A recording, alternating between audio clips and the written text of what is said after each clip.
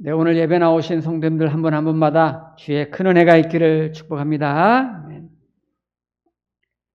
몇 년 전에 나온 책인데요. 책 이름이 죽을 때 후회하는 25가지 라는 책이 있어요.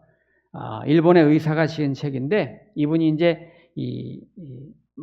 그 호스피스 병동에서 말기 환자들, 특별히 말기 암 환자들 이제 치료하는 과정에서 약 1000여 명 이상의 그런 환자들이 이제 죽어가는 모습을 이제 보게 된 거죠. 근데 마음이 아픈 거는 뭐였냐면은 이분들이 마지막 순간에 막 이제 눈을 감는 분들이 이 지난 날의 삶을 되돌아보면서 후회를 많이 하더라는 거예요. 그러니까 뭐 1000여 명 이상을 살펴봤으니까, 예를 들면 돌아가시기 바로 직전에 나는 그동안 참 잘 살았습니다. 나 이제 죽어도 후회가 없습니다. 이렇게 말하는 분은 별로 없고, 대부분이 내가 이렇게 살면 안 되는데, 이렇게 살았을 걸, 내가 이렇게 살고 싶었는데 이렇게 살 걸, 이런 후회와 회한을 대부분 많이 한다는 거예요. 그래서 이 의사 선생님이 그분들의 후회하는 내용들 다 이렇게 정리를 해가지고 책을 만든 거예요. 근데 대부분 후회하는 내용들이 공통점이 많더라는 거예요. 그래서 정리를 쭉 해보니까 한 25가지 정도 이렇게 해놓은 거예요. 그 중에 사람들이 죽을 때 가장 많이 후회하는 게 뭐냐? 1위가 뭐냐면, 사랑하는 사람에게 내가 고맙다, 고마웠어요, 이런 말을 많이 했었으면 좋았을 텐데 하지 않은 것을 후회한대요. 우리 성도들도 가까운 분들, 가족들 평소에 고맙습니다, 고마워, 사랑해 많이 하세요. 돌아가실 때 후회 안 되잖아요. 그리고 그 다음에 죽을 때 후회하는 사람들이 어떤 말을 많이 하냐면, 내가 조금만 더 친절하게 대했더라면, 조금만 더 선행을 베풀었더라면, 내가 조금만 더 겸손했더라면, 그리고 이런 것도 있어요. 내가 하고 싶은 일을 했었더라면 좋았을 텐데 그걸 못한 게 후회가 된다. 그리고 이제 일본 의사가 일본 사람들을 지금 호스피스 병동인데, 뜻밖의 하나님에 대한 신앙을 내가 가졌더라면 좋았을 거다. 신을 안 믿는 것을 또 후회하는 분들도 있어요. 그러니까 이렇게 마지막에 눈을 감으면서 후회를 한다는 거죠. 저는 이 책을 읽으면서 생각해 봤어요. 저도 만약에 오늘 밤이 저에게 마지막 밤이 돼가지고 내가 눈을 감는다면 나는 뭐를 후회할까? 우리 성도들도 뭐 지금이라도 잠깐 생각해 보세요. 지금 잠깐, 뭐 죄송하지만 여러분들이 오늘 밤에 이렇게 이제 하나님이 여러분 불러가신다면은 오늘 가만히 생각해 보세요. 내가 살아온 인생 중에 내가 지금 죽는다면 내가 후회될 일이 뭘까? 뭐가 후회될까?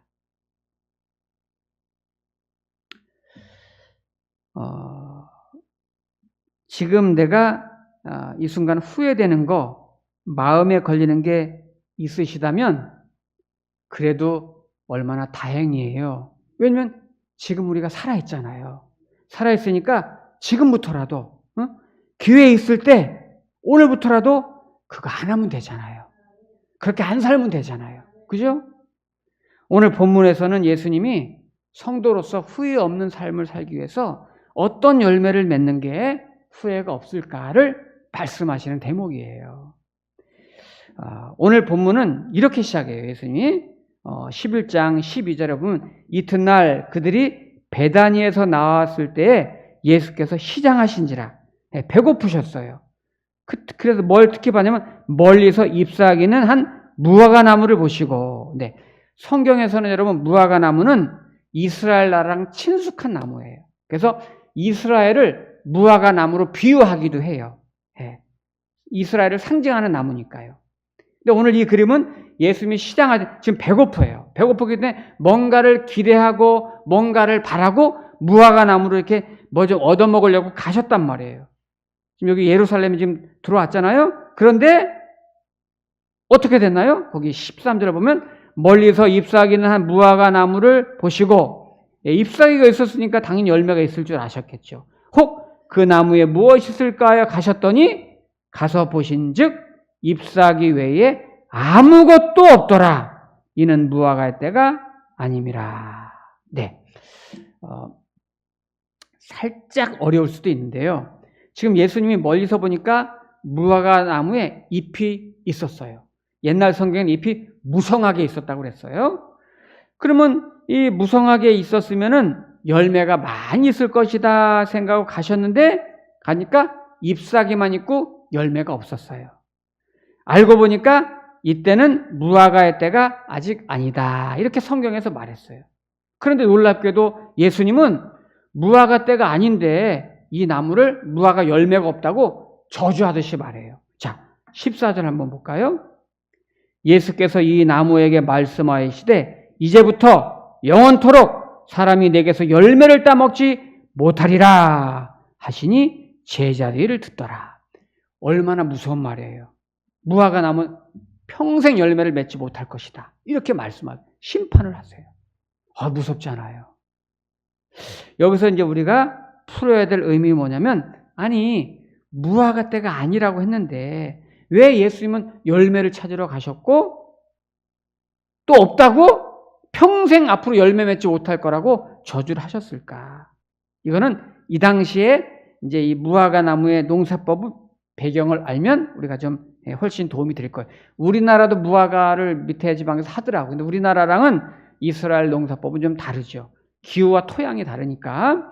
이 무화과는 이제 팔레스타인 그 지역에서는 가장 적합한 나무가 이 무화과인데요. 보통 학자들의 견해에 의하면 1년에 3번이나 열린대요. 이야, 무화과 사업할 만하겠어요. 그죠? 네.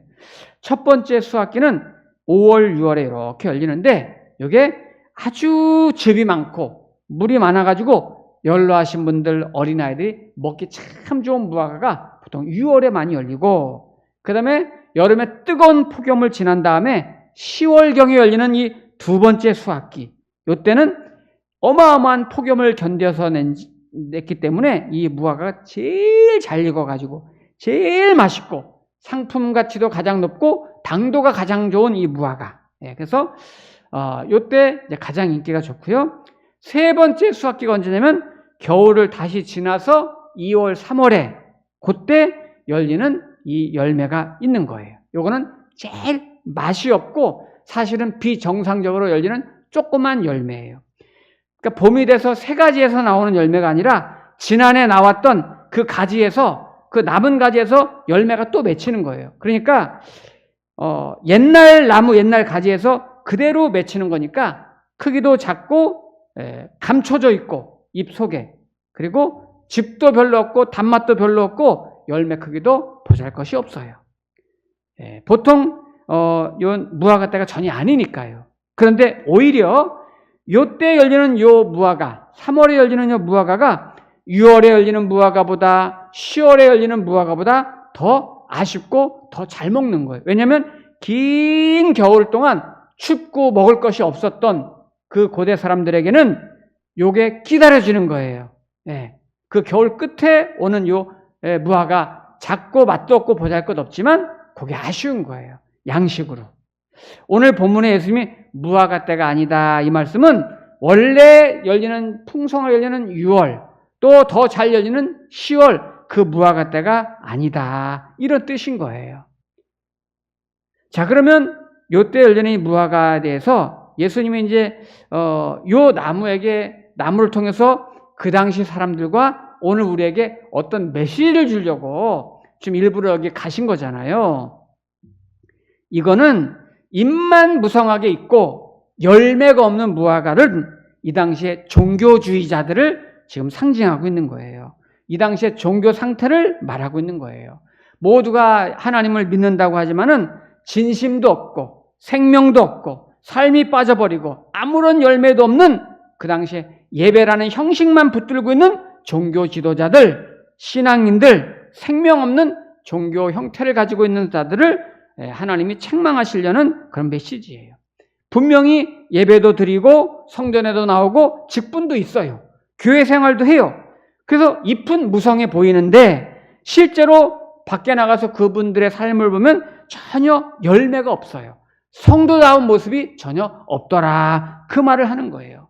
그래서 구체적으로 이 시대의 종교상을 예수님이 어땠는지 보여주기 위해서 이 무화과 나무를 저주하셨는데 어떤 문제가 있어서 그랬나? 그게 바로 이 다음 사건과 연결이 되는 거예요. 그 다음 사건이 뭔가요? 우리 거기 15절부터 나오는 이야기죠. 예루살렘 성전에서 난장판이 벌어진 이야기. 한번 읽어보겠습니다. 제가 15절에 보니까 그들이 예루살렘에 들어가니라. 예수께서 성전에 들어가사 성전에서 매매하는 자들을 내쫓으시며 돈 바꾸는 자들의 상과 비둘기 파는 자들의 의자를 둘러 엎으시며.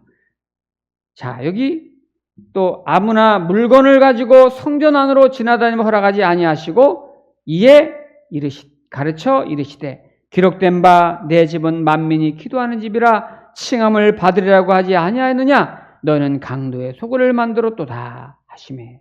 네, 여기 보니까 이 당시에 이 종교 지도자들이 예배당에서 형식만 붙들고 있어요. 예배만 붙들고 있어요.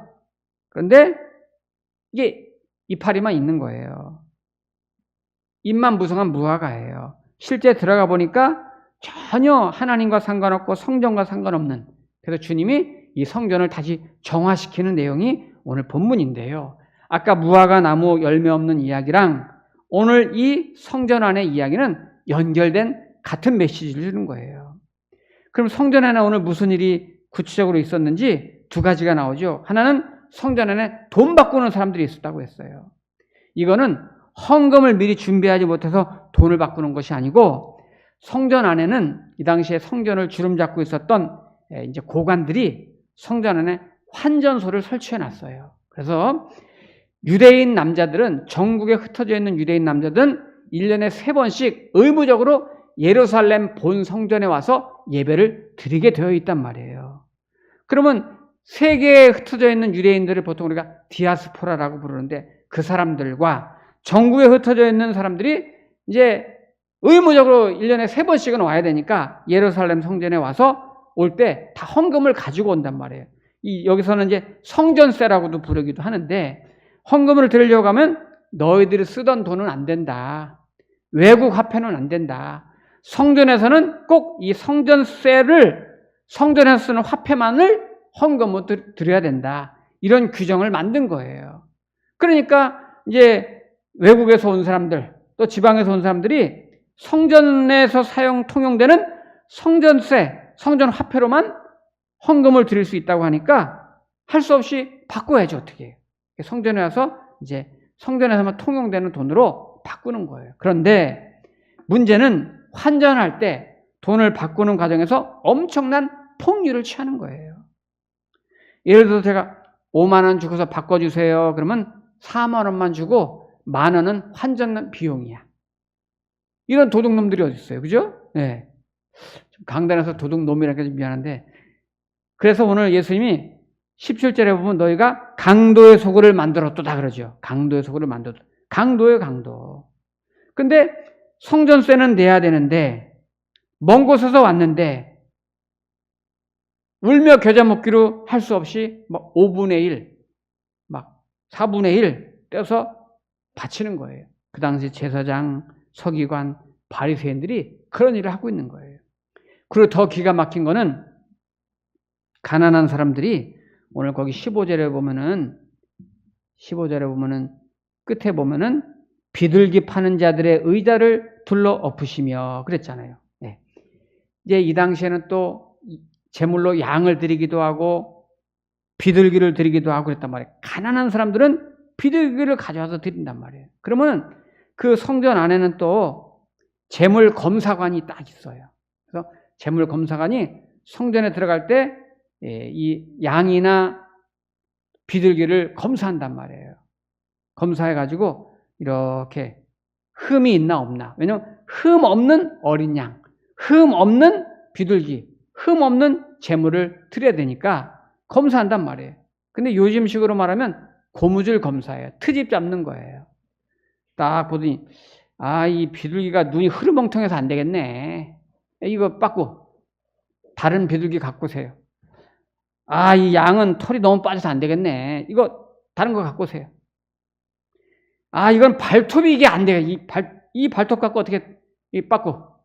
이런 식으로 다 트집을 잡아가지고 빠꾸 시키는 거예요. 그러면 집에서, 지방에서 멀리 온 사람들은 언제 지방 가서 다시 또 새 거 갖고 와요. 그러면 거기서 이 또 재물 검사관 옆에 보면은 비둘기 파는 데가 있고 양 파는 데가 있어요. 할 수 없이 거기 가서 사야 돼. 그런데 그 비용이 또 얼마나 비싸. 네. 상상할 수 없이 비싼 거예요. 이 기득권을 가지고 이 장사하는 사람들이 예를 들어서 자기 동네에서 비둘기가 10,000원이다. 그럼 거기 가면 20만 원 달라 그래. 20배 이상 폭리를 취하는 거예요. 이게 실제로 요세푸스가 쓴 역사책에 보면 나와요. 네. 장사를 그렇게 해요. 네. 다 자기 이윤을 다 챙겨 먹으려고. 아주 폭리도 보통 폭리가 아니죠. 예수님이 오죽하면 강도의 소굴을 만들었도다 이렇게 말해요. 그러면 오늘날 우리 교회들은 어떤가? 뭐 교회에서야 뭐 그런 돈을 바꾸지도 않고 뭐 그런 장사를 하지 않죠. 그런데 우리의 예배 생활 가운데, 우리의 신앙 생활 가운데 이런 모습이 있어요. 스위스의 유명한 신학자 중에 칼바르트라는 신학자가 있어요. 아주 대단히 유명한 분이죠. 이분이 했던 유명한 말이 있어요. 그게 뭐냐면 교회는, 성도는 사실 정확하게 그분 책에는 목사는 이렇게 돼 있어요. 목사는 한 손엔 성경을 들고 한 손에는 뉴스페이퍼, 신문을 들어야 된다 이렇게 말했어요. 이게 뭘까요? 성경책도 보고 신문도 봐야 된다. 이런 의미를 넘어서 우리 성도님들이 예수님의 말씀 중에 그런 게 있잖아요. 세상의 소금과 세상의 빛이 되라. 교회의 빛이 되라. 교회의 소금이다 이렇게 말씀하지 않으셨어요. 교회 바깥에 세상에 나가서 소금이 되라. 세상에 나가서 빛이 되라. 이렇게 말씀하셨어요. 이 말은 우리 성도님들이, 직분자들이 하나님의 말씀을 듣고 예배를 드리고 기도하고 찬송하고 이것이 신앙생활하고 예배생활이지만 이것이 신앙생활, 이것이 예배생활이 아니고 교회 바깥에, 진짜 신앙생활은 교회 바깥에, 진짜 예배생활은 그때부터 교회 바깥에서 시작이 되는 거예요. 거기서 나타나는 열매를 맺기를 원하시는 거예요. 교회 안에서 드리는 의식적인 예배가 있습니다. 의식적인 신앙생활이 있단 말이에요. 그런데 교회 밖에서 생활의 예배, 생활의 신앙이 진짜 시작될 때 그게 참된 예배자고 열매를 맺는 참된 신앙이라는 걸 가르쳐 주시는 거예요.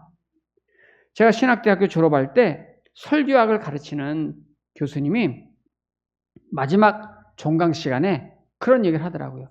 뭐 여러분들에게 설교 준비하는 법, 설교 작성하는 법, 또 설교의 어떤 기술, 테크닉 쭉 내가 가르쳤지만 마지막 오늘 수업인데 딱 2가지만 기억하시면 됩니다. 평생. 그렇게 말했어요. 그게 뭐냐? 첫째, 설교하러 강단에 올라갔을 때 내 인생에 이 설교가 마지막 설교다 하고 설교하라는 거예요. 그런 심정으로. 늘 설교하지만 늘 설교한다고 설교하지 말고 올라올 때마다 나 이제 내 인생의 마지막 설교다. 이런 마음으로 그렇게 절박하게, 그렇게 진정성을 가지고 그렇게 간절하게 생명 있는 설교를 하라. 그리고 또 한 가지는 정말 감동적이고 정말 진실하고 정말 성도들에게 변화를 일으키는 참된 설교는 뭐냐? 진짜 설교는 강단에서 내려오면서부터 시작된다 그랬어요. 이 말은 뭐예요? 설교자부터 내려오면서부터 일상생활 속에서 삶으로 보여주는 설교가 진짜 설교라는 거죠. 삶으로 나타나는 그런 선포, 그런 메시지가 진짜라는 거죠. 형식이 당연히 필요하고 중요하지만 주님은 그것으로 만족하지 않으시는 거예요. 예수님이 오늘 입만 무성한 그 열매 없는 그 나무를 저주하신 이유도 생명이 없는 예배, 열매가 없는 예배, 삶이 바뀌지 않는 그런 예배, 그거잖아요. 여러분, 우리가 이 세상을 살아갈 때에 이성으로 살 건가 믿음으로 살 건가 이게 문제인 거예요. 우리 성도님들은 신앙생활이 교회 안에서만 하는 게 신앙생활 아니에요. 우리가 그걸 착각하는 분들이 계세요. 예배드리고 봉사하는 것만 신앙생활이 아니에요. 매일매일 일상이 교회 바깥에서 가정생활, 직장생활, 학교생활하는 거 일상이 모두가 신앙생활이 돼야 되는 거예요. 그것이 예배생활이 돼야 되는 거예요.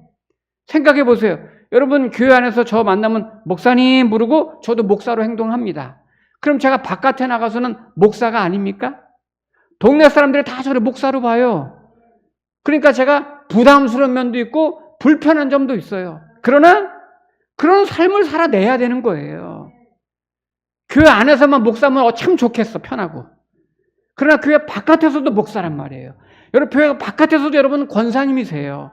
교회 바깥에서도 성도님이세요. 그래서 신앙생활은 교회 바깥이나 아니나 똑같은 거예요. 우리가 하나님을 믿는 성도로서 신앙으로 살 건가 신앙으로 살지 않을 건가, 이게 중요한 거잖아요. 예를 들어 여러분에게 어떤 위기가 닥치고 큰 문제가 나한테 왔어요. 정말 큰 어려움이 닥쳤어요. 그런데 사실은 그런 일이 있을 때 그건 2차적인 문제예요. 1차적인 건 뭐냐? 정말 중요한 게 이런 상황에서도 내가 하나님을 믿고 살 것인가 하나님 없이 살 것인가. 진짜 신앙은 거기서 판가름 나는 거죠. 우리 성도의 인생이라는 거는 신앙적이지 않은 게 하나도 없는 거예요. 모든 매일매일 매 순간순간 모든 일이 다 신앙적이어야 되는 거예요. 그게 진짜 신앙생활이죠. 그런데 평생 동안 신앙생활 하다 왔다 이렇게 하는 게 맞는 거죠. 예수님 믿는다는 거는 새 사람이 되는 거잖아요. 하나님의 자녀가 되고 새로운 피조물이 되고 주님 나라 백성이 된 거잖아요. 그럼 성격도 변하고 언어도 달라지고 성품도 바뀌고 생각도 좀 변하고 그게 열매가 되는 거죠.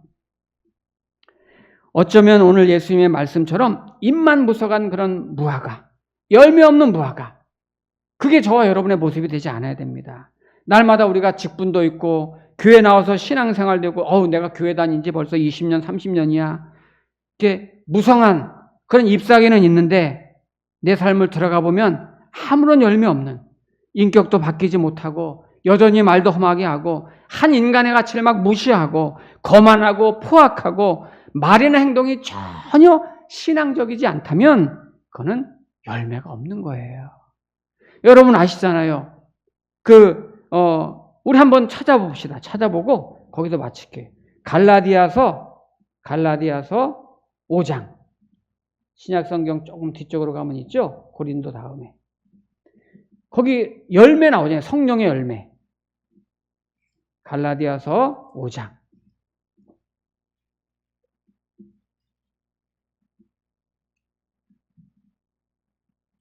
다 찾아보세요. 거기 성령의 9가지 열매가 나와요.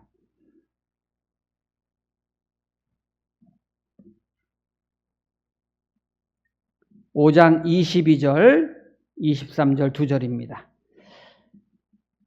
갈라디아서 5장 22절과 23절 2절입니다.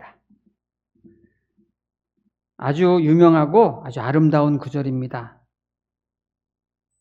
우리가 예수를 믿고 성령을 받으면 이 9가지 열매가 열리는 건데 같이 읽어보겠습니다. 22절, 23절 시작. 오직 성령의 열매는 사랑과 희락과 화평과 오래 참음과 자비와 양성과 충성과 절제니 이 같은 것을 금지할 법이 없느니라. 아멘. 네, 여기 보면요 9가지 열매가 있는데 헬라어로 보면은 단수로 돼 있어요. 성령의 열매는 하고 단수. 왜 그랬을까요?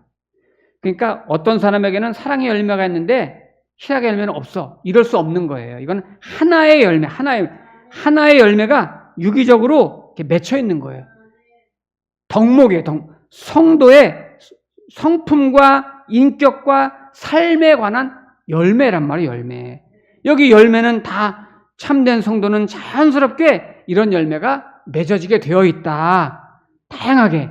물론 여기서 성도님들마다 다르겠죠. 난 사랑이 좀 풍성한데 절제가 좀 덜해. 이럴 수는 있겠지만 이 열매가 우리에게 모두가 다 하나의 열매처럼 열리게 되어 있는 거예요.